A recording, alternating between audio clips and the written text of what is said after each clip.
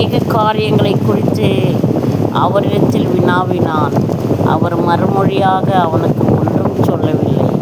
பிரதான ஆசாரியரும் வேதபாரகரும் அவர் மேல் பிடிவாதமாய் குற்றம் சாட்டிக் கொண்டே நின்றார்கள். அப்பொழுது ஏரோது தன் போர் சேவகரோடு கூட அவரை நிந்தித்து பரியாசம் பண்ணி மினுமினுக்கான வஸ்திரத்தை அவருக்கு உடுத்தி அவரை திரும்ப பிலாத்துவிடத்திற்கு அனுப்பினார். முன்னே ஒருவருக்கொருவர் பகைவராயிருந்த பிலாத்துவும் ஏரோதும் அன்றைய தினம் சிநேகிதரானார்கள்.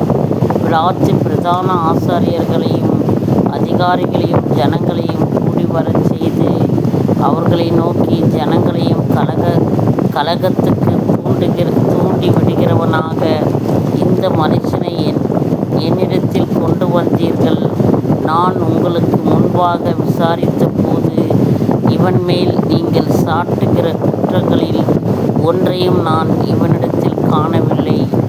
உங்களை ஏரோதிடத்திற்கு அனுப்பினேன், அவரும் இவனிடத்தில் குற்றத்தை காணவில்லை. இவன் மேல் நீங்கள் சாட்டுகிற குற்றங்களில் ஒன்றையும் நான் இவனிடத்தில் காணவில்லை. உங்களை ஏரோதிடத்திற்கு அனுப்பினேன், அவரும் இவனிடத்தில் குற்றம் காணவில்லை. மரணத்துக்கு ஏதுவான இவன் ஒன்றும் செய்யவில்லையே.